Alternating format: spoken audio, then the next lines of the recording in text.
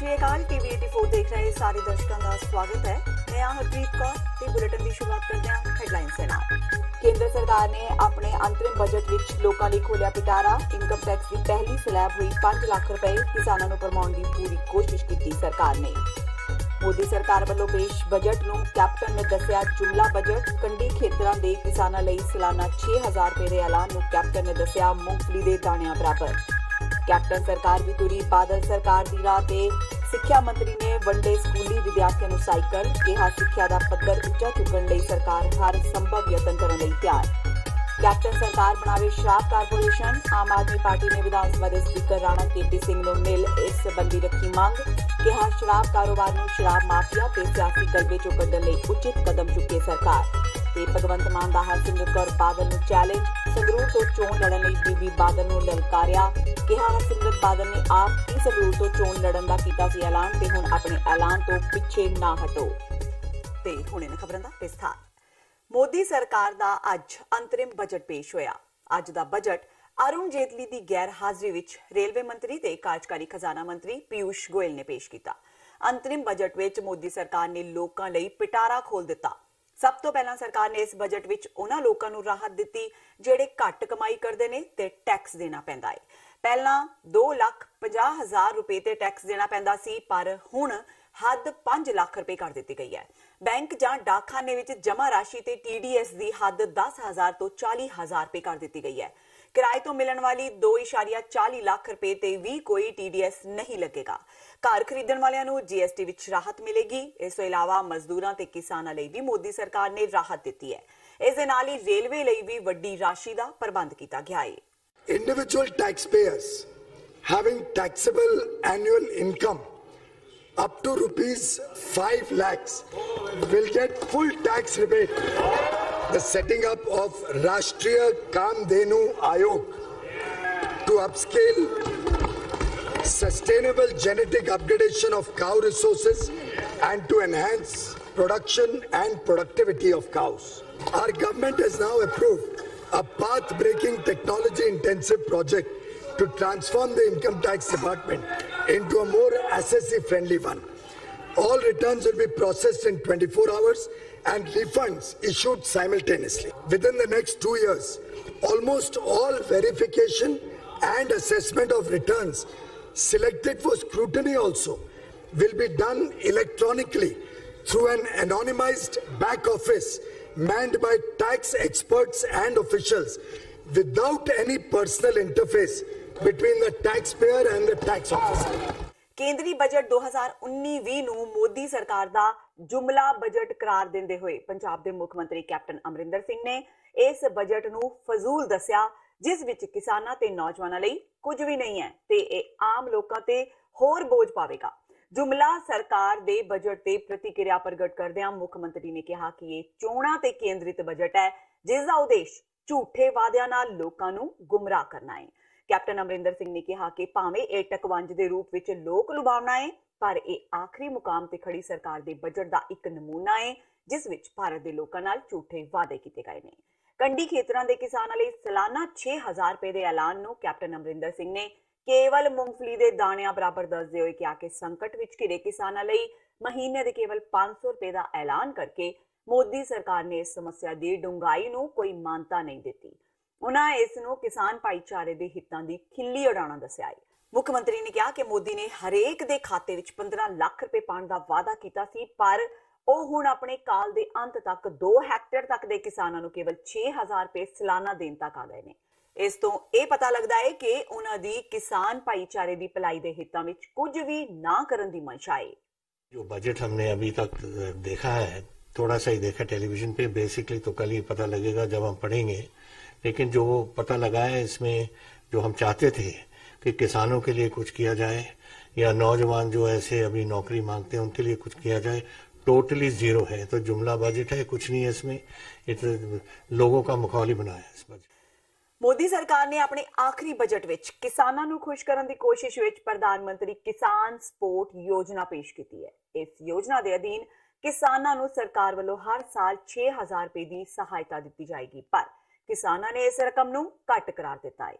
किसानां दा कहना है कि उन्हां नूं केंद्र दी मोदी सरकार तो स्वामीनाथन रिपोर्ट लागू करने की उम्मीद सी ते किसानां दी आमदन दुगनी होने की भी उम्मीद सी, पर सरकार ने इस बजट विच किसानां नाल मजाक कीता है।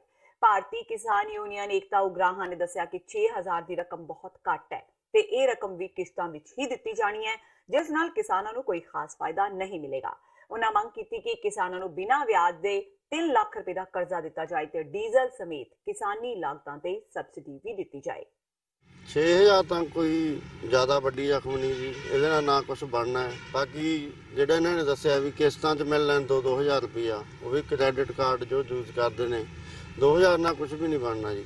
ਇਹਦੇ ਨੂੰ ਜੇ ਮਾੜਾ ਮੋਟਾ ਇਕੱਠਾ ਦਿੰਦੇ ਤਾਂ ਹੋ ਸਕਦਾ ਕੋਈ ਮਾੜੀ ਮੋਟੀ ਹੰਦਾ ਲੱਗ ਜਾਂਦਾ ਕਿਸਾਨ ਨੂੰ। ਤੇ ਬਾਕੀ ਕੋਈ ਐਡਾ ਵਧੀਆ ਬਜਟ ਵੀ ਨਹੀਂ ਲੱਗਿਆ ਖੇਤੀਬਾੜੀ ਲਈ ਕਿਸਾਨਾਂ ਵਾਸਤੇ। ਕਿਸਾਨਾਂ ਨੂੰ ਕੋਈ ਵੱਡਾ ਫਾਇਦਾ ਹੈ ਨਹੀਂਗਾ। ਇਹ ਸਾਲ ਦੇ ਵਿੱਚ ਹੁਣ 2-2000 ਕਰਕੇ 3 ਕਿਸ਼ਤਾਂ ਕਹਿੰਦੇ ਨੇਗੇ। ਇਹ 6000 ਰੁਪਏ ਨਾਲ ਕਿਸਾਨ ਦਾ ਸਾਲ 'ਚ ਕੀ ਹੋਣਾ ਗਾ? ਇਹਦੇ ਨਾਲ ਤਾਂ ਕੁਝ ਵੀ ਨਹੀਂ ਹੋਣਾ ਹੈਗਾ। ਵੱਧ ਤੋਂ ਵੱਧ ਇਹ ਤਾਂ ਵੱਡੇ ਪੱਧਰ ਤੇ ਕਿਸਾਨਾਂ ਨੂੰ ਕਰਜ਼ ਮਾਫੀ ਆਉਣੀ ਚਾਹੀਦੀ ਹੈ। ਕਿਸਾਨਾਂ ਨੂੰ ਜੀ ਹੁਣ ਵੱਧ ਤੋਂ ਵੱਧ ਕਰਜ਼ਾ ਕਿਸੇ 4 ਲੱਖ ਆ, ਕਿਸੇ 5 ਲੱਖ ਆ, 10 ਲੱਖ ਆ, ਜੋ ਵੀ ਇਹ ਕਰਜ਼ਾ ਇਹਨਾਂ ਨੂੰ ਇਹ ਮਾਫ ਕਰਨਾ ਚਾਹੀਦਾ ਜੀ ਸਾਰਾ ਜੀ, ਛੋਟੇ ਕਿਸਾਨਾਂ ਨੂੰ ਜਿਹੜੇ 5 ਏਕੜ ਤੋਂ ਥੱਲੇ ਨੇ। कांग्रेस सरकार भी स्कूली विद्यार्थियों को साइकिल देने जा रही है। कैप्टन सरकार ने पिछली प्रकाश सिंह बादल की सरकार वाली स्कीम शुरू कर दी है। इस दे नाल ही सूबे विच सरकारी स्कूलों को स्मार्ट भी बनाया जाएगा। अमृतसर पहुंचे पंजाब के सिक्ख्या मंत्री ओपी सोनी ने स्कूली बच्चियां को साइकिल वंडदियां कहा कि सरकार ने बजट को पूरा कर लिया है। माई भागो स्कीम तहत साइकिल विद्यार्थियों को वंडे जाएंगे।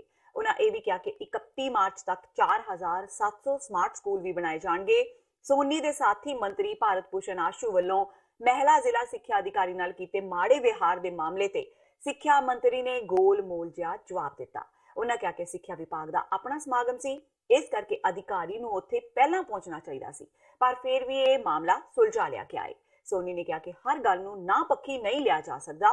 सोनी ने केंद्र सरकार वालों पेश कीते बजट विच लोकां नूं राहत दे मामले ते कहा कि यह राहत तां लोकां नूं केंद्र सरकार वालों पहलां देनी चाहिदी सी, ना कि चोणां नेड़े होण कारण ऐलाननी चाहिदी सी। उन्हां अकाली दल ते भाजपा दे रिश्तियां विच पई खटास ते कहा कि वो पहलां भी कई बार लड़ चुके ने ते उन्हां बारे की किया जा सकदा है। पूरे पंजाब च माई भागो स्कीम जिहड़ी है साडी लड़कियां लई, जिन्हां नूं सारे पंजाब च पंजाब सरकार वालों ਅਸੀਂ ਸਾਈਕਲ ਜਿਹੜੇ ਨੇ ਦੇਣੇ ਨੇ। ਅੱਜ ਸ਼ੁਰੂਆਤ ਕੀਤੀ ਹੈ ਅੰਮ੍ਰਿਤਸਰ ਤੋਂ। ਅਸੀਂ ਇਹ ਸਾਰੇ ਪੰਜਾਬ 'ਚ ਤਕਰੀਬਨ 1,38,000 ਜਿਹੜੇ ਸਾਡੇ ਪਲੱਸ 1 ਤੇ ਪਲੱਸ 2 ਦੀਆਂ ਲੜਕੀਆਂ ਨੇ, ਉਹਨਾਂ ਨੂੰ ਇਹ ਅਸੀਂ ਸਾਈਕਲ ਦੇ ਰਹੇ ਹਾਂ। ਸੋ ਮੈਂ ਸਮਝਦਾ ਬਹੁਤ ਚੰਗਾ ਇਹ ਸਟੈਪ ਹੈ ਜੇ ਕਰਤਾ, ਪਰ ਜੇ ਅੱਜ ਤੋਂ 5 ਸਾਲ ਪਹਿਲਾਂ ਇਹ ਸਰਕਾਰ ਕਰਦੀ ਤੇ ਮੈਂ ਸਮਝਦਾ ਸੀ ਇਹਦਾ ਬਹੁਤ ਵੱਡਾ ਲੋਕਾਂ ਨੂੰ ਬੈਨੀਫਿਟ ਮਿਲਣਾ ਸੀ। ਚਲੋ देर आवे दुरुस्त आवे, सरकार ने किया, सो मैं समझना भी ये ठीक है। ये राहत मिलेगी 5 लाख तक जो किया, पर पहलों कर देना चाहिए टीचर नहीं सी जो साड़ी DO सी। सो मैं समझना सार्ट आउट असी सारा कर लिया। साडा भी टीचर्स का भी या DOs का भी फर्ज बनता है कि जे किसी सरकारी फंक्शन होवे, मिनिस्टर उत्थे आप जान फंक्शनां दे। और स्कूल का फंक्शन सी थोड़ा जिहा हो जाता है जदों घर वाले ही घर ना हो, स्कूल का फंक्शन सी। मैं ये गल नहीं कहूँगा, पर जो स्कूल का फंक्शन सी फिर DO का आना उत्थे टाइम नाल जरूरी सी। पर DO ने आके अपनी कोई मुश्किल मैनूं भी कल मिली सी, मुश्किल दसी सी, उन्होंने असीं सार्ट आउट करा दिता। साइकिलों तो इलावा कैप्टन सरकार ने बेघरे लोगों को प्लाट देने का भी मन बना लिया है। पंजाब के मुख्य मंत्री कैप्टन अमरिंदर सिंह ने बेघरे परिवारों को 5-5 मरले दे 1,32,620 प्लाट मुहैया करवाउण संबंधी स्कीम नूं परवानगी दे दी है।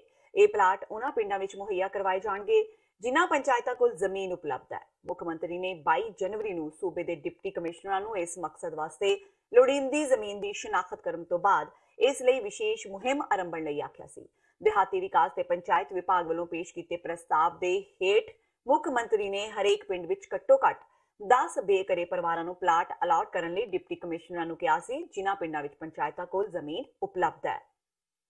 पंजाब दे स्थानक सरकारां बारे मंत्री नवजोत सिंह सिद्धू वालों शुक्रवार नूं हैल्पिंग हैपलेस संस्था दे दफ्तर विच helping hapless phone application live की गई। ਸੰਸਥਾ ਦੀ ਟੀਮ ਵੱਲੋਂ ਇਸ ਮੌਕੇ ਨਵਜੋਤ ਸਿੱਧੂ ਦਾ ਭਰਵਾਂ ਸਵਾਗਤ ਕੀਤਾ ਗਿਆ। ਇਹ ਸੰਸਥਾ ਪਿਛਲੇ 3 ਸਾਲਾਂ ਤੋਂ ਪੰਜਾਬ ਦੇ ਨੌਜਵਾਨ ਲੜਕੇ ਲੜਕੀਆਂ ਦੀ ਵਿਦੇਸ਼ਾਂ ਵਿੱਚ ਮਦਦ ਕਰਦੀ ਆ ਰਹੀ ਹੈ। ਇਸ ਸੰਸਥਾ ਦੀ ਸੰਚਾਲਕ ਸਾਬਕਾ ਜ਼ਿਲ੍ਹਾ ਯੋਜਨਾ ਕਮੇਟੀ ਮੋਹਾਲੀ ਦੀ ਚੇਅਰਪਰਸਨ ਬੀਬੀ ਅਮਨਜੋਤ ਕੌਰ ਰਾਮੂਵਾਲੀਆ ਨੇ ਦੱਸਿਆ ਕਿ ਉਹਨਾਂ ਦੀ ਸੰਸਥਾ ਵਿਦੇਸ਼ਾਂ ਵਿੱਚੋਂ ਮ੍ਰਿਤਕ ਦੇਹਾਂ ਤੇ ਅਰਬ ਦੇਸ਼ਾਂ ਦੀਆਂ ਜੇਲ੍ਹਾਂ ਵਿੱਚ ਫਸੇ ਨੌਜਵਾਨ ਲੜਕੇ ਲੜਕੀਆਂ ਨੂੰ ਵਾਪਸ ਲੈ ਕੇ ਆਉਂਦੀ ਹੈ। ਬੀਬੀ ਰਾਮੂਵਾਲੀਆ ਨੇ ਕਿਹਾ ਕਿ ਉਹਨਾਂ ਦੀ ਪੂਰੀ ਟੀਮ ਨੇ ਵਿਚਾਰ ਕੀਤਾ ਕਿ ਇਸ ਸੰਬੰਧ ਵਿੱਚ ਇੱਕ ਮੋਬਾਈਲ ਐਪਲੀਕੇਸ਼ਨ ਬਣਾਈ ਜਾਵੇ, ਜਿਸ ਦੇ ਰਾਹੀਂ ਕਿਸੇ ਵੀ ਥਾਂ ਤੇ ਬੈਠਾ ਕੋਈ ਵੀ ਵਿਅਕਤੀ ਜਿਸ ਨੂੰ ਮਦਦ ਦੀ ਲੋੜ ਹੈ ਉਹ ਐਪਲੀਕੇਸ਼ਨ ਡਾਊਨਲੋਡ ਕਰਕੇ ਉਹਨਾਂ ਨਾਲ ਸੰਪਰਕ ਕਰ ਸਕੇ ਤੇ ਆਪਣੀ ਸਮੱਸਿਆ ਉਹਨਾਂ ਨੂੰ ਦੱਸ ਸਕੇ। ਉਹਨਾਂ ਕਿਹਾ ਕਿ ਇਸ ਐਪ ਦੀ ਸਭ ਤੋਂ ਵੱਡੀ ਗੱਲ ਇਹ ਹੈ ਕਿ ਦੁਨੀਆ ਦੀ ਕਿਸੇ ਵੀ ਥਾਂ ਤੇ ਬੈਠਾ ਵਿਅਕਤੀ ਇੱਕ ਕਲਿੱਕ ਨਾਲ ਆਪਣੀ ਲੋਕੇਸ਼ਨ ਉਹਨਾਂ ਨੂੰ ਭੇਜ ਸਕਦਾ ਹੈ। ਇਸ ਐਪ ਨੂੰ ਲਾਈਵ ਤੇ ਸੰਸਥਾ ਹੈਲਪਿੰਗ ਹੈਪਲੈਸ ਦੀ ਪੂਰੀ ਟੀਮ ਵੱਲੋਂ ਨਵਜੋਤ ਸਿੰਘ ਸਿੱਧੂ ਨੂੰ ਸਨਮਾਨਿਤ ਕੀਤਾ ਗਿਆ।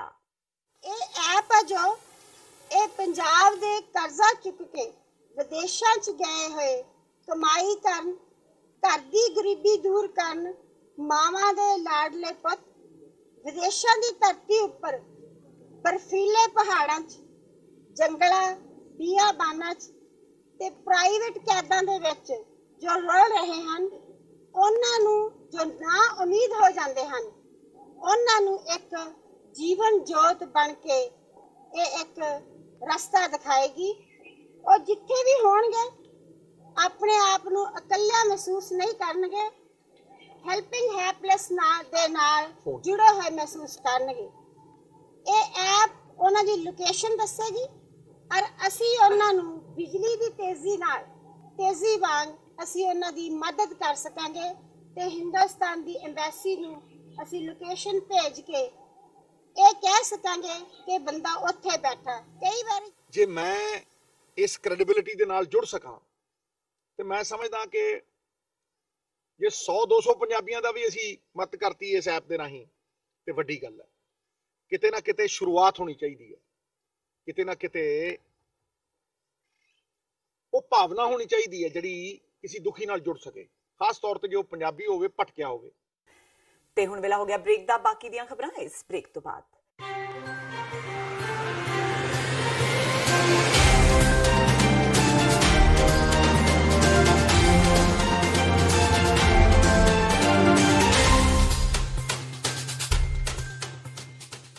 फरवरी 1986 ਨੂੰ ਵਾਪਰੇ ਸਾਕਾ ਨਕੋਦਰ ਦੇ ਨੌਜਵਾਨ ਸ਼ਹੀਦਾਂ ਦੀ 33ਵੀਂ ਵਰ੍ਹੇਗੰਢ ਮੌਕੇ 3 ਫਰਵਰੀ 2019 ਦਿਨ ਐਤਵਾਰ ਨੂੰ Gurdwara Sikh cultural society New York ਵਿਖੇ ਮਹਾਨ ਸ਼ਹੀਦੀ ਸਮਾਗਮ ਹੋਣ ਜਾ ਰਿਹਾ ਹੈ।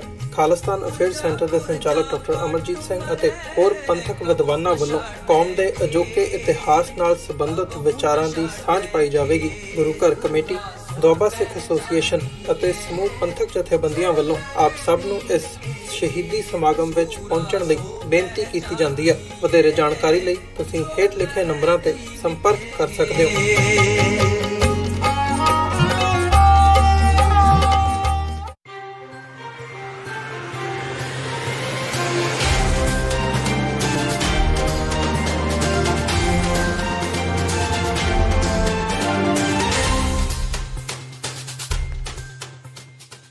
ब्रेक तो बाद टीवी 84 ਦੇ ਖਬਰਾਂ ਦੇ ਬੁਲੇਟਿਨ ਵਿੱਚ ਸਵਾਗਤ ਹੈ। ਵਧਦੇ ਹਾਂ ਅਗਲੀ ਖਬਰ ਵੱਲ।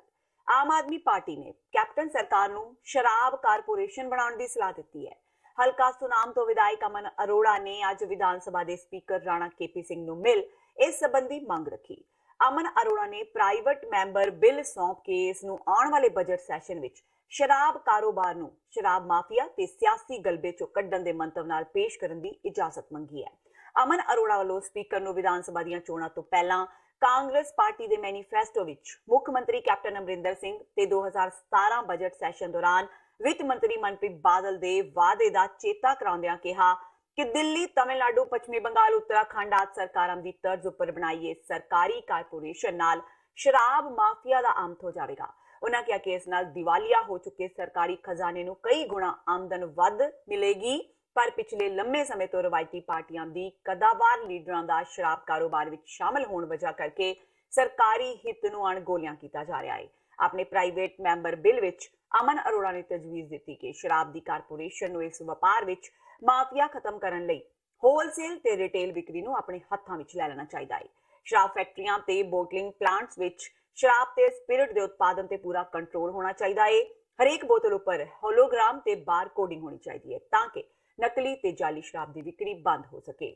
ਐਕਸਾਈਜ਼ ਡਿਊਟੀ ਵਿੱਚ ਵਾਧਾ ਹੋ ਸਕੇ ਤੇ ਲੋਕਾਂ ਨੂੰ ਸ਼ੁੱਧ ਤੇ ਸਹੀ ਰੇਟ ਤੇ ਸ਼ਰਾਬ ਉਪਲਬਧ ਹੋ ਸਕੇ। ਇਸ ਮਕਸਦ ਲਈ ਅਰੋੜਾ ਨੇ ਸਰਕਾਰੀ ਬਜਟ ਵਿੱਚ 100 ਕਰੋੜ ਦਾ ਪ੍ਰਾਵਧਾਨ ਕਰਨ ਲਈ ਤੇ ਹਰੇਕ ਜ਼ਿਲ੍ਹੇ ਉੱਪਰ ਅਲੱਗ ਐਕਸਾਈਜ਼ ਪੁਲਿਸ ਸਟੇਸ਼ਨ ਬਣਾਉਣ ਦੀ ਤਜਵੀਜ਼ ਰੱਖੀ ਹੈ। ਅਰੋੜਾ ਨੇ ਕਿਹਾ ਕਿ ਸਰਕਾਰ ਦੇ ਇਸ ਇੱਕ ਫੈਸਲੇ ਨਾਲ ਜਿੱਥੇ ਸਰਕਾਰ ਦੇ ਮਾਲੀਏ ਵਿੱਚ ਚੋਖਾ ਵਾਧਾ ਹੋਵੇਗਾ ਉੱਥੇ ਹੀ ਹਜ਼ਾਰਾਂ ਬੇਰੁਜ਼ਗਾਰ ਨੌਜਵਾਨਾਂ ਨੂੰ ਰੋਜ਼ਗਾਰ ਵੀ ਮਿਲ ਸਕੇਗਾ। ਸ਼ਰਾਬ ਮਾਫੀਆ, ਲਿਕਰ ਮਾਫੀਆ, ਜਿਹਨੂੰ ਅੱਜ ਪੰਜਾਬ ਦੇ ਕੁਝ ਰਾਜਸੀ ਘਰਾਣੇ ਨੇ ਜਾਂ ਕੁਝ ਜਿਹੜੇ ਵੱਡੇ ਹਾਊਸਿਸ ਨੇ, ਇੰਡਸਟਰੀਲਿਸਟ ਨੇ, ਉਹ ਚਲਾ ਰਹੇ ਨੇ, ਜਿਹਦੀ ਵਜ੍ਹਾ ਕਰਕੇ ਅੱਜ ਪੰਜਾਬ ਦੇ ਖਜ਼ਾਨੇ ਨੂੰ ਲੁੱਟਿਆ ਜਾ ਰਿਹਾ ਹੈ। ਇਹ ਵਾਅਦਾ ਉਹਨਾਂ ਨੇ ਕੀਤਾ ਸੀਗਾ ਪਰ 2 ਸਾਲ ਹੋ ਚੁੱਕੇ ਨੇ, ਹਜੇ ਤੱਕ ਉਹਨਾਂ ਨੇ ਇਹਦੇ ਉੱਪਰ ਕੱਖ ਨਹੀਂ ਕੀਤਾ ਹੈਗਾ। ਸੋ ਉਹਨਾਂ ਦੀ ਵੇਟ ਕਰ ਕਰਕੇ ਅਸੀਂ ਅੱਜ ਸਪੀਕਰ ਰਾਣਾ KP ਜੀ ਨੂੰ ਇੱਕ ਮੈਂ ਪ੍ਰਾਈਵੇਟ ਮੈਂਬਰ ਬਿੱਲ ਆਪਦੇ ਵੱਲੋਂ ਦੇ ਕੇ ਆਇਆ ਜਿਹਦਾ ਨਾਮ ਹੈ the Punjab state liquor corporation bill 2019, ਜਿਹਦੇ 'ਚ ਅਸੀਂ ਇਹ ਮੰਗ ਕੀਤੀ ਹੈ ਕਿ ਸ਼ਰਾਬ ਦੇ ਕਾਰੋਬਾਰ ਨੂੰ ਪ੍ਰਾਈਵੇਟ ਹੱਥਾਂ ਦੇ ਵਿੱਚ ਦੇਣ ਦੀ ਬਜਾਏ, ਮਾਫੀਆਜ਼ ਨੂੰ ਸੰਭਾਉਣ ਦੀ ਬਜਾਏ ਤੁਸੀਂ ਇੱਕ ਕਾਰਪੋਰੇਸ਼ਨ ਬਣਾਓ, ਸਰਕਾਰੀ ਕਾਰਪੋਰੇਸ਼ਨ, ਔਰ ਉਸ ਕਾਰਪੋਰੇਸ਼ਨ ਦੀ ਜ਼ਿੰਮੇਵਾਰੀ ਹੋਣੀ ਚਾਹੀਦੀ ਹੈ ਕਿ ਜਿੰਨੀਆਂ ਡਿਸਟਿਲਰੀ ਤੇ ਬੋਟਲਿੰਗ ਪਲਾਂਟਸ ਨੇ ਉਹਨਾਂ ਦੇ ਉੱਪਰ ਸਖਤ ਕੰਟਰੋਲ ਰੱਖੇ। ਜਿਹੜਾ ਹੋਲਸੇਲ ਤੇ ਰਿਟੇਲ ਦਾ ਬਿਜ਼ਨਸ ਹੈ ਜਿਹੜਾ ਉਹ ਸਾਰੇ ਦਾ ਸਾਰਾ ਸਰਕਾਰ ਆਪਦੇ ਹੱਥਾਂ ਦੇ ਵਿੱਚ ਲਵੇ। ਇਹਦੇ ਨਾਲ ਮੈਂ ਇਹ ਮੰਨ ਕੇ ਚਾਹਦਾ ਕਿਉਂਕਿ ਇਹ ਮਾਡਲ ਹੈ ਜਿਹੜਾ ਆਲਰੇਡੀ ਦਿੱਲੀ ਦੇ ਵਿੱਚ, ਤਾਮਿਲਨਾਡੂ ਦੇ ਵਿੱਚ, ਉੱਤਰਾਖੰਡ 'ਚ ਔਰ ਵੈਸਟ ਬੰਗਾਲ ਦੇ ਵਿੱਚ ਚੱਲ ਰਿਹਾ ਹੈ। ਦਿੱਲੀ ਪੰਜਾਬ ਨਾਲ ਅੱਧੀ ਸਟੇਟ ਹੈ, ਉੱਥੇ 5500 ਕਰੋੜ ਦੇ ਕਰੀਬ ਰੈਵਨਿਊ ਜਿਹੜਾ ਉਹ ਆ ਰਿਹਾ ਹੈ। ਪੰਜਾਬ ਦੇ ਵਿੱਚ ਹਰ ਸਾਲ 36 ਕਰੋੜ ਬੋਤਲਾਂ ਵਿਕ ਜਾਂਦੀਆਂ ਨੇ ਤੇ ਮਹਿਜ਼ ਰੈਵਨਿਊ ਆਉਂਦਾ ਸਿਰਫ ਔਰ ਸਿਰਫ 5500 ਕਰੋੜ। ਇਹਦੇ ਮੁਕਾਬਲੇ ਤਾਮਿਲਨਾਡੂ ਦੇ ਵਿੱਚ 29,000 ਕਰੋੜ ਰੁਪਇਆ ਤਾਮਿਲਨਾਡੂ ਸਰਕਾਰ ਕਮਾਉਂਦੀ ਹੈ ਸਿਰਫ ਔਰ ਸਿਰਫ ਸ਼ਰਾਬ ਤੋਂ। ਸੋ ਇਸ ਕਰਕੇ ਅੱਜ ਕਿਉਂਕਿ ਪੰਜਾਬ ਦਿਵਾਲੀਆ ਹੋਣ ਦੇ ਕੰਢੇ ਹੋਇਆ ਖੜਾ ਹੈ, ਇਸ ਕਰਕੇ ਅਸੀਂ ਇਹ ਮੰਗ ਕੀਤੀ ਹੈ ਕਿ ਇਸ ਕਾਰਪੋਰੇਸ਼ਨ ਨੂੰ ਤੁਸੀਂ ਬਣਾਓ। ਇਹਦੇ ਨਾਲ ਮਾਲੀਆ ਜਿਹੜਾ 5500 ਕਰੋੜ ਤੋਂ ਮੈਂ ਮੰਨ ਕੇ ਚੱਲਦਾ ਘੱਟੋ ਘੱਟ 12 ਤੋਂ 15,000 ਕਰੋੜ ਹੈ ਜਿਹੜਾ ਉਹ ਹਰ ਸਾਲ ਪੰਜਾਬ ਦੇ ਖਜ਼ਾਨੇ ਦੇ ਵਿੱਚ ਆਉਣ ਲੱਗ ਜੂਗਾ। ਪੰਜਾਬ ਦੇ ਮੁੱਖ ਮੰਤਰੀ ਸਮੇਤ ਕਈ ਹੋਰਾਂ ਖਿਲਾਫ ਚੱਲ ਰਹੇ ਸਿਟੀ ਸੈਂਟਰ ਮਾਮਲੇ ਵਿੱਚ ਵਿਜੀਲੈਂਸ ਦੀ ਕੈਂਸਲੇਸ਼ਨ ਰਿਪੋਰਟ ਦੇ ਖਿਲਾਫ ਸਾਬਕਾ DGP ਸੁਮੇਧ ਸੈਣੀ ਵੱਲੋਂ ਪਾਈ ਗਈ ਪਟੀਸ਼ਨ ਨੂੰ ਲੈ ਕੇ ਅੱਜ ਲੁਧਿਆਣਾ ਜ਼ਿਲ੍ਹਾ ਅਦਾਲਤ ਵਿੱਚ ਸੁਣਵਾਈ ਹੋਈ। ਇਸ ਦੌਰਾਨ ਸੁਮੇਧ ਸੈਣੀ ਦੇ ਵਕੀਲ ਰਮਨਪ੍ਰੀਤ ਸਿੰਘ ਸੰਧੂ ਨੇ ਕਿਹਾ ਕਿ ਸਥਾਨਕ ਸਰਕਾਰਾਂ ਦੇ ਅਧੀਨ ਆਉਂਦੇ ਲੁਧਿਆਣਾ ਇੰਪਰੂਵਮੈਂਟ ਟਰਸਟ ਨੇ ਦਾਅਵਾ ਕੀਤਾ ਹੈ ਕਿ ਸਿਟੀ ਸੈਂਟਰ ਮਾਮਲੇ ਵਿੱਚ ਵੱਡਾ ਘੁਟਾਲਾ ਹੋਇਆ। ਉਹਨਾਂ ਕਿਹਾ ਕਿ ਇਸ ਸਮੇਂ ਵਿਜੀਲੈਂਸ ਤੇ ਪ੍ਰਕਾਸ਼ਨ ਵਿਭਾਗ ਕੈਪਟਨ ਅਮਰਿੰਦਰ ਸਿੰਘ ਦੇ ਹੱਥ ਵਿੱਚ ਹੈ, ਇਸ ਕਰਕੇ ਉਹ ਕੈਪਟਨ ਅਮਰਿੰਦਰ ਸਿੰਘ ਨੂੰ ਇਸ ਮਾਮਲੇ ਵਿੱਚ ਬਚਾਉਣ ਦੀ ਕੋਸ਼ਿਸ਼ ਕਰ ਰਹੇ ਨੇ। ਰਮਨਪ੍ਰੀਤ ਸੰਧੂ ਨੇ ਕਿਹਾ ਕਿ ਉਹ ਅਜਿਹਾ ਨਹੀਂ ਹੋਣ ਦੇਣਗੇ ਤੇ ਇਸ ਕੇਸ ਦੀਆਂ ਪਰਤਾਂ ਜੱਜ ਸਾਹਮਣੇ ਖੋਲਣਗੇ। ਤੁਹਾਨੂੰ ਦੱਸ ਦਈਏ ਕਿ ਇਸ ਮਾਮਲੇ ਦੀ ਅਗਲੀ ਤਾਰੀਖ 7 ਫਰਵਰੀ ਹੈ। ਵਿਜੀਲੈਂਸ ਡਿਪਾਰਟਮੈਂਟ ਨੇ ਜਦੋਂ ਦੀ ਸਰਕਾਰ ਫਾਰਮ ਹੋਈ ਹੈ ਪਿਛਲੇ ਸਾਲ ਇਹਨਾਂ ਨੇ ਕੈਪਟਨ ਅਮਰਿੰਦਰ ਸਿੰਘ ਨੂੰ ਪੂਰੀ state machinery, total state machinery, ਜਿੰਨੇ ਵੀ ਸਰਕਾਰੀ ਅਫਸਰ ਨੇ, ਵਿਜੀਲੈਂਸ ਡਿਪਾਰਟਮੈਂਟ ਆ, ਪ੍ਰੋਸੀਕਿਊਸ਼ਨ ਡਿਪਾਰਟਮੈਂਟ ਆ, it is headed by captain Amarinder Singh and ਇਹ ਦੋਵੇਂ ਡਿਪਾਰਟਮੈਂਟਾਂ ਦਾ ਪੂਰਾ ਜ਼ੋਰ ਲੱਗਾ ਹੋਇਆ ਵੀ ਕਿਵੇਂ ਕੈਪਟਨ ਅਮਰਿੰਦਰ ਸਿੰਘ ਨੂੰ ਨਿਰਦੋਸ਼ ਕਰਾਰ ਕੀਤਾ ਜਾਵੇ ਤੇ FIR ਨੂੰ ਖਤਮ ਕੀਤਾ ਜਾਵੇ। ਤੇ ਉਸੇ ਕੰਟੈਕਸਟ ਦੇ ਵਿੱਚ ਇਹਨਾਂ ਨੇ ਇੱਕ ਕੈਂਸਲੇਸ਼ਨ ਰਿਪੋਰਟ ਇੱਕ ਆਰਬਿਟ੍ਰੇਸ਼ਨ ਅਵਾਰਡ ਦੇ ਬੇਸ ਤੇ ਕੋਰਟ ਦੇ ਵਿੱਚ ਮੂਵ ਕੀਤੀ ਸੀ। ਦੂਜੇ ਪਾਸੇ ਉਸੇ ਕੈਂਸਲੇਸ਼ਨ ਜਿਹੜੀ ਆਰਬਿਟ੍ਰੇਸ਼ਨ ਅਵਾਰਡ ਨੂੰ ਜਿਹੜਾ ਸਿੱਧੂ ਦਾ ਡਿਪਾਰਟਮੈਂਟ ਹੈ, ਸ਼੍ਰੀ ਨਵਜੋਤ ਸਿੰਘ ਸਿੱਧੂ ਦਾ ਡਿਪਾਰਟਮੈਂਟ, ਉਹ ਚੈਲੰਜ ਕਰ ਰਿਹਾ। ਉਹ ਕਹਿ ਰਿਹਾ ਵੀ ਆਰਬਿਟ੍ਰੇਸ਼ਨ ਅਵਾਰਡ ਜਿਹੜਾ ਆ ਇਹ ਗਲਤ ਆ, ਇਹ ਘਪਲਾ ਹੋਇਆ, ਇਹ ਬਹੁਤ ਵੱਡਾ ਘਪਲਾ ਹੋਇਆ, ਇਹਦੇ ਨਾਲ ਸਰਕਾਰੀ ਖਜ਼ਾਨੇ ਨੂੰ ਬਹੁਤ ਚੂਨਾ ਲੱਗਾ ਆ, ਇਹਨਾਂ ਨੇ ਸਰਕਾਰੀ ਖਜ਼ਾਨੇ ਦਾ ਬਹੁਤ ਨੁਕਸਾਨ ਕੀਤਾ ਹੈ। ਇਹ ਨਵਜੋਤ ਸਿੰਘ ਸਿੱਧੂ ਦਾ ਡਿਪਾਰਟਮੈਂਟ ਕਹਿ ਰਿਹਾ, ਦੂਜੇ ਪਾਸੇ ਕੈਪਟਨ ਦਾ ਡਿਪਾਰਟਮੈਂਟ ਕਹਿ ਰਿਹਾ ਵੀ ਸਾਡੇ ਕੈਪਟਨ ਸਾਹਿਬ ਨਹੀਂ ਨਿਰਦੋਸ਼ ਨੇ। ਹੁਣ ਇਹ ਦੇਖਣ ਵਾਲੀ ਚੀਜ਼ ਆ ਵੀ ਵਿਜੀਲੈਂਸ ਸੱਚ ਬੋਲ ਰਿਹਾ ਕਿ ਲੋਕਲ ਬੋਡੀਜ਼ ਜੋ ਸਿੱਧੂ ਦਾ ਡਿਪਾਰਟਮੈਂਟ ਆ ਉਹ ਸੱਚ ਬੋਲ। ਪੰਜਾਬੀ ਏਕਤਾ ਪਾਰਟੀ ਵੱਲੋਂ ਪੰਜਾਬ ਬਚਾਓ ਤੇ ਇਨਸਾਫ ਰੈਲੀ ਸ਼ੁੱਕਰਵਾਰ ਨੂੰ ਮਾਝੇ ਦੀ ਧਰਤੀ ਦਾਣਾ ਮੰਡੀ ਪੱਟੀ ਵਿਖੇ ਕੀਤੀ ਗਈ, ਜਿਸ ਵਿੱਚ ਪਾਰਟੀ ਪ੍ਰਧਾਨ ਤੇ ਵਿਧਾਇਕ ਸੁਖਪਾਲ ਖਹਿਰਾ, ਮਾਸਟਰ ਬਲਦੇਵ ਸਿੰਘ ਜੈਤੋ ਤੋਂ ਇਲਾਵਾ ਵੱਡੀ ਗਿਣਤੀ ਵਿੱਚ ਆਗੂਆਂ ਨੇ ਸ਼ਿਰਕਤ ਕੀਤੀ। ਇਸ ਮੌਕੇ ਪੰਜਾਬੀ ਏਕਤਾ ਪਾਰਟੀ ਦੇ ਪ੍ਰਧਾਨ ਸੁਖਪਾਲ ਖਹਿਰਾ ਨੇ ਕਿਹਾ ਕਿ ਪੰਜਾਬੀ ਏਕਤਾ ਪਾਰਟੀ ਆਮ ਵਰਗਾਂ ਦੀ, ਪੰਜਾਬ ਦੀ ਤੇ ਸਾਰੇ ਧਰਮਾਂ ਦੀ ਪਾਰਟੀ ਹੈ, ਜਿਸ ਵਿੱਚ ਸਭ ਨੂੰ ਬਰਾਬਰ ਦਾ ਸਤਿਕਾਰ ਮਿਲੇਗਾ। ਅਕਾਲੀ ਦਲ ਤੇ ਕਾਂਗਰਸ ਦੋਵੇਂ ਰਵਾਇਤੀ ਪਾਰਟੀਆਂ ਨੇ ਜਿਨ੍ਹਾਂ ਦੇ ਝੂਠੇ ਲਾਰਿਆਂ ਤੋਂ ਜਨਤਾ ਅੱਕ ਚੁੱਕੀ ਹੈ ਤੇ ਹੁਣ ਤੀਸਰਾ ਬਦਲ ਜਾਂਦੀ ਹੈ। ਖਹਿਰਾ ਨੇ ਕਿਹਾ ਕਿ ਪਹਿਲਾਂ ਅਕਾਲੀ ਦਲ ਦੀ ਸਰਕਾਰ ਨੇ 10 ਸਾਲ ਲੋਕਾਂ ਨੂੰ ਲੁੱਟਿਆ, ਰੇਤਾ, ਬਜਰੀ, ਮਾਫੀਆ, ਰਾਜ, ਟਰਾਂਸਪੋਰਟ ਤੇ ਸ਼ਰਾਬ ਦੇ ਠੇਕਿਆਂ ਦੀ ਲੁੱਟ ਕੀਤੀ। ਇਹਨਾਂ ਨੇ ਪੰਜਾਬ ਦਾ ਬੇੜਾ ਗਰਕ ਕੀਤਾ, ਗੁਰੂ ਸਾਹਿਬ ਦੀਆਂ ਬੇਅਦਬੀਆਂ ਕਰਵਾਈਆਂ, ਨਿਰਦੋਸ਼ ਨੌਜਵਾਨ ਮਰਵਾਏ ਤੇ ਦੋਸ਼ੀ ਪੁਲਿਸ ਦੇ ਮੁਲਾਜ਼ਮਾਂ ਨੂੰ ਬਾਦਲ ਦੀ ਸਰਕਾਰ ਨੇ 2 ਸਾਲ ਬਚਾਈ ਰੱਖਿਆ। ਇਹਨਾਂ ਨੇ ਰਾਜਨੀਤੀ ਨੂੰ ਧੰਦਾ ਬਣਾ ਕੇ ਰੱਖ ਦਿੱਤਾ।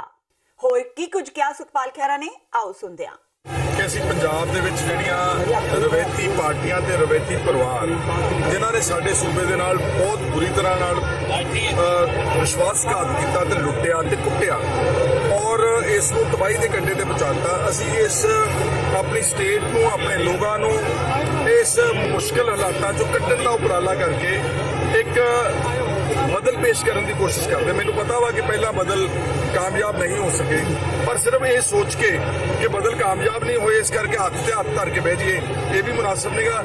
ਸਾਡੀ ਜੰਗ ਜਾਰੀ ਹੈ ਔਰ ਸਾਨੂੰ ਆਸ ਹੈ ਕਿ ਅਸੀਂ ਇਹਦੇ ਵਿੱਚ ਕਾਮਯਾਬ ਹੋਵਾਂਗੇ।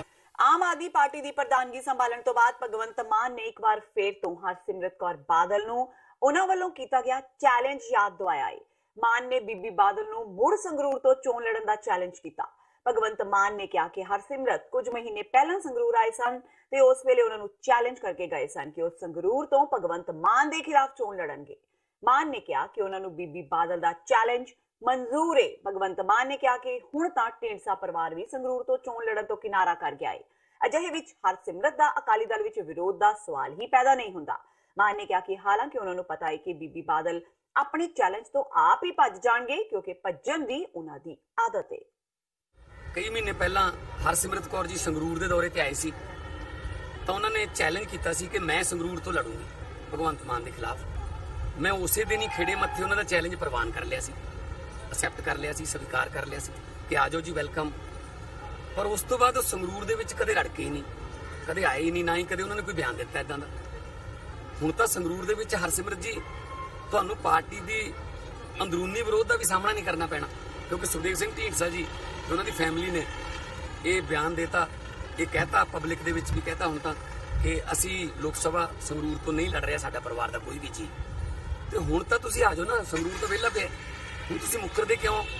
ਮੈਂ ਉਸ ਦਿਨ ਵੀ ਤੁਹਾਨੂੰ ਕਿਹਾ ਸੀ ਕਿ ਤੁਸੀਂ ਮੁੱਕਰੋਗੇ ਕਿਉਂਕਿ ਤੁਹਾਡੇ ਪਰਿਵਾਰ ਨੂੰ ਗੱਲਾਂ ਕਹਿ ਕੇ ਮੁੱਕਰਨ ਦੀ ਆਦਤ ਹੈ, ਉਸੇ ਬਿਮਾਰੀ ਦੇ ਤੁਸੀਂ ਸ਼ਿਕਾਰ ਹੋ। ਕਿਰਪਾ ਕਰਕੇ ਤੁਸੀਂ ਸੰਗਰੂਰ ਤੋਂ ਜਿਹੜਾ ਵਾਅਦਾ ਕੀਤਾ ਸੀ ਜਾਂ ਚੈਲੰਜ ਕੀਤਾ ਸੀ, ਮੈਂ ਤੁਹਾਨੂੰ ਉਹ ਯਾਦ ਕਰਾਉਣਾ ਚਾਹੁੰਦਾ। ਸੰਗਰੂਰ ਆਓ, ਲੋਕ ਤੁਹਾਡਾ ਬੇਸਬਰੀ ਨਾਲ ਇੰਤਜ਼ਾਰ ਕਰ ਰਹੇ ਨੇ। ਆਮ ਆਦਮੀ ਪਾਰਟੀ ਦੀ ਟਿਕਟ ਤੋਂ ਬਠਿੰਡਾ ਤੋਂ ਪਿਛਲੀ ਲੋਕ ਸਭਾ ਚੋਣ ਲੜਨ ਵਾਲੇ ਉੱਘੇ ਗਾਇਕ ਜੱਸੀ ਜਸਰਾਜ ਨੇ ਇਸ ਵਾਰ ਗੁਰੂ ਨਗਰੀ ਸ਼੍ਰੀ ਅਨੰਦਪੁਰ ਸਾਹਿਬ ਤੋਂ ਚੋਣ ਲੜਨ ਦਾ ਐਲਾਨ ਕੀਤਾ ਹੈ। ਜੱਸੀ ਆਪਣੀ ਮਾਤਾ ਨਾਲ ਤਖਤ ਸ਼੍ਰੀ ਕੇਸਗੜ੍ਹ ਸਾਹਿਬ ਵਿਖੇ ਮੱਥਾ ਟੇਕਣ ਤੋਂ ਬਾਅਦ ਪੱਤਰਕਾਰਾਂ ਨਾਲ ਗੱਲ ਕਰ ਰਹੇ ਸਨ। ਪੱਤਰਕਾਰਾਂ ਨਾਲ ਗੱਲਬਾਤ ਕਰਦਿਆਂ ਉਹਨਾਂ ਕਿਹਾ ਕਿ ਉਹ ਪਿਛਲੀ ਵਾਰ ਵੀ ਇੱਥੋਂ ਚੋਣ ਲੜਨਾ ਚਾਹੁੰਦੇ ਸਨ ਪਰ ਪਾਰਟੀ ਵੱਲੋਂ ਬਠਿੰਡਾ ਤੋਂ ਉਹਨਾਂ ਦੀ ਜ਼ਿੰਮੇਵਾਰੀ ਲਗਾਈ ਗਈ ਜਿਸ ਨੂੰ ਉਹਨਾਂ ਪੂਰੀ ਜ਼ਿੰਮੇਵਾਰੀ ਨਾਲ ਨਿਭਾਇਆ। ਜੱਸੀ ਨੇ ਕਿਹਾ ਕਿ ਹੁਣ ਆਮ ਆਦਮੀ ਪਾਰਟੀ ਕੁਝ ਕੁ ਖਾਸ ਲੋਕਾਂ ਦੀ ਪਾਰਟੀ ਬਣ ਕੇ ਰਹਿ ਗਈ ਹੈ ਜਿਸ ਕਰਕੇ ਲੋਕਾਂ ਦਾ ਵਿਸ਼ਵਾਸ ਇਸ ਪਾਰਟੀ ਤੋਂ ਉੱਠ ਗਿਆ ਹੈ। ਉਹਨਾਂ ਕਿਹਾ ਕਿ ਲੋਕਾਂ ਦੀਆਂ ਭਾਵਨਾਵਾਂ ਨੂੰ ਦੇਖਦਿਆਂ ਉਹ ਅਨੰਦਪੁਰ ਸਾਹਿਬ ਲੋਕ ਸਭਾ ਹਲਕੇ ਤੋਂ ਚੋਣ ਲੜਨ ਲਈ ਤਿਆਰ ਨੇ।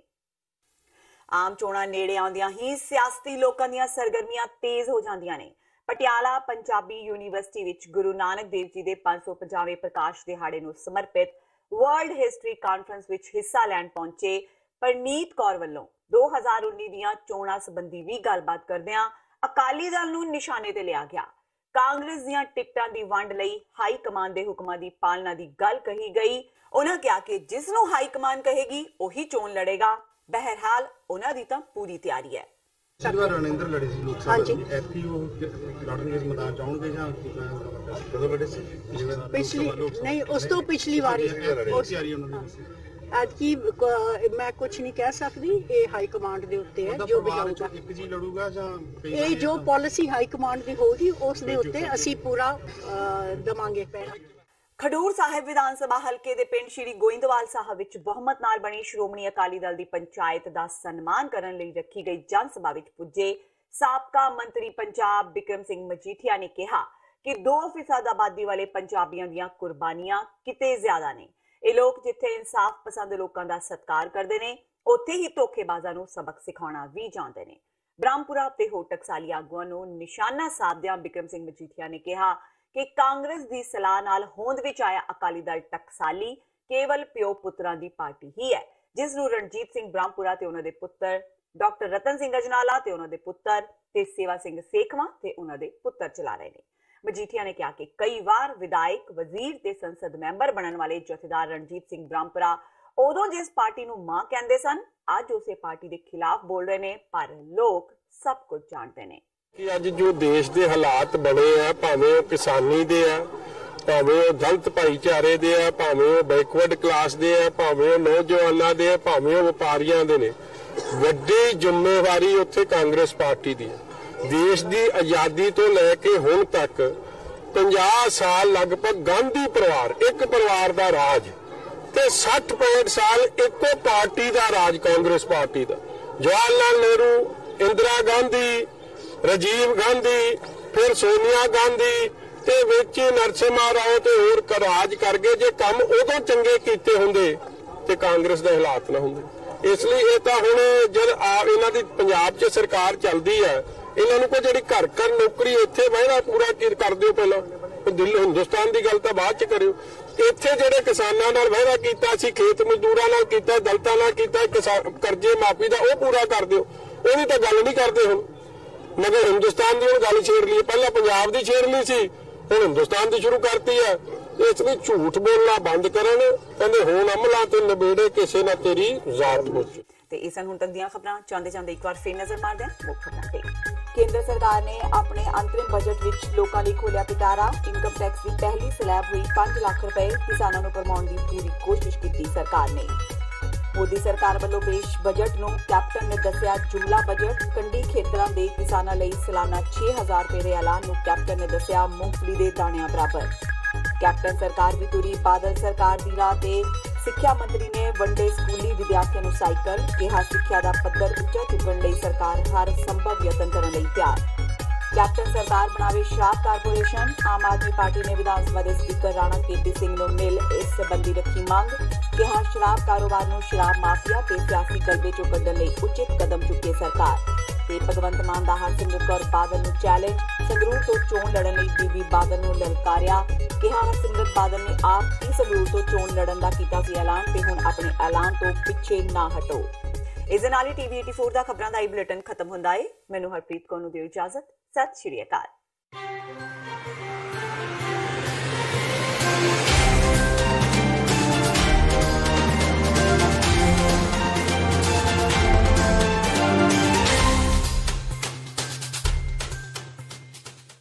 ਫਰਵਰੀ 1986 ਨੂੰ ਵਾਪਰੇ ਸਾਕਾ ਨਕੋਦਰ ਦੇ ਨੌਜਵਾਨ ਸ਼ਹੀਦਾਂ ਦੀ 33ਵੀਂ ਵਰ੍ਹੇਗੰਢ ਮੌਕੇ 3 ਫਰਵਰੀ 2019 ਦਿਨ ਐਤਵਾਰ ਨੂੰ Gurdwara Sikh cultural society New York ਵਿਖੇ ਮਹਾਨ ਸ਼ਹੀਦੀ ਸਮਾਗਮ ਹੋਣ ਜਾ ਰਿਹਾ ਹੈ।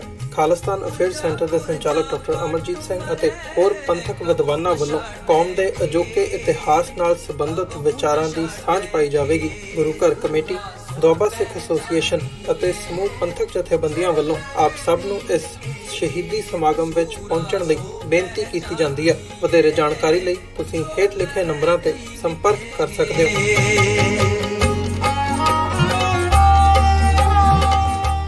ਸੰਤ ਜਰਨੈਲ ਸਿੰਘ ਖਾਲਸਾ ਭਿੰਡਰਾਂਵਾਲਿਆਂ ਦਾ ਜਨਮ ਦਿਹਾੜਾ 17 ਫਰਵਰੀ 2019 ਦਿਨ ਐਤਵਾਰ ਨੂੰ Gurdwara Sikh cultural society Richmond Hill New York ਵਿਖੇ ਬੜੀ ਸ਼ਰਧਾ ਨਾਲ ਮਨਾਇਆ ਜਾ ਰਿਹਾ ਹੈ।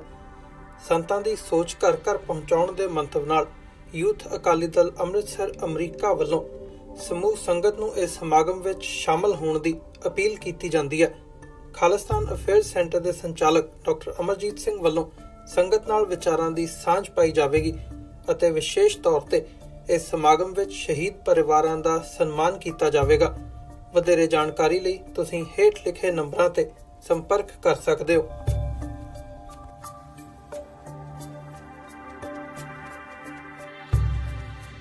ਕੀ ਤੁਸੀਂ ਆਪਣੇ ਟੈਕਸਿਸ ਨੂੰ ਲੈ ਕੇ ਚਿੰਤਤ ਹੋ? ਤੁਸੀਂ ਆਪਣੀ ਕਮਾਈ ਲਈ ਮਿਹਨਤ ਕਰਦੇ ਹੋ, ਭਾਵੇਂ ਤੁਸੀਂ ਨੌਕਰੀ ਵਿੱਚ ਹੋਵੋ ਜਾਂ ਆਪਣਾ ਬਿਜ਼ਨਸ ਚਲਾਉਂਦੇ ਹੋ।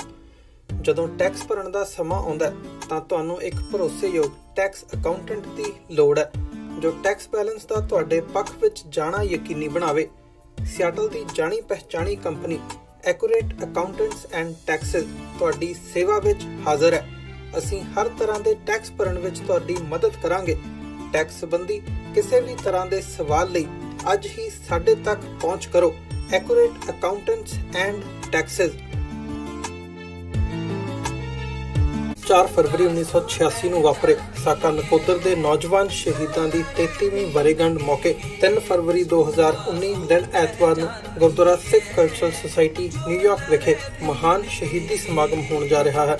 ਖਾਲਿਸਤਾਨ ਅਫੇਅਰਸ ਸੈਂਟਰ ਦੇ ਸੰਚਾਲਕ ਡਾਕਟਰ ਅਮਰਜੀਤ ਸਿੰਘ ਅਤੇ ਹੋਰ ਪੰਥਕ ਵਿਦਵਾਨਾਂ ਵੱਲੋਂ ਕੌਮ ਦੇ ਅਜੋਕੇ ਇਤਿਹਾਸ ਨਾਲ ਸੰਬੰਧਿਤ ਵਿਚਾਰਾਂ ਦੀ ਸਾਂਝ ਪਾਈ ਜਾਵੇਗੀ। ਗੁਰੂ ਘਰ ਕਮੇਟੀ, ਦੁਆਬਾ ਸਿੱਖ ਐਸੋਸੀਏਸ਼ਨ ਅਤੇ ਸਮੂਹ ਪੰਥਕ ਜਥੇਬੰਦੀਆਂ ਵੱਲੋਂ ਆਪ ਸਭ ਨੂੰ ਇਸ ਸ਼ਹੀਦੀ ਸਮਾਗਮ ਵਿੱਚ ਪਹੁੰਚਣ ਲਈ ਬੇਨਤੀ ਕੀਤੀ ਜਾਂਦੀ ਹੈ। ਵਧੇਰੇ ਜਾਣਕਾਰੀ ਲਈ ਤੁਸੀਂ ਹੇਠ ਲਿਖੇ ਨੰਬਰਾਂ ਤੇ ਸੰਪਰਕ ਕਰ ਸਕਦੇ ਹੋ।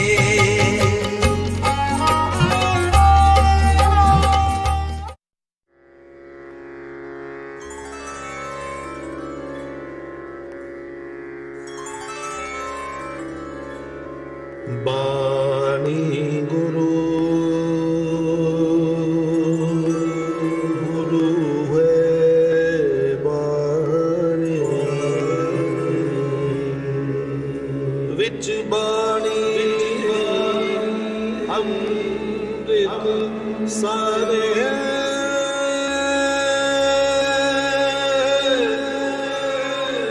ਗੁਰਬਾਣੀ ਕਹਾ सेवक जन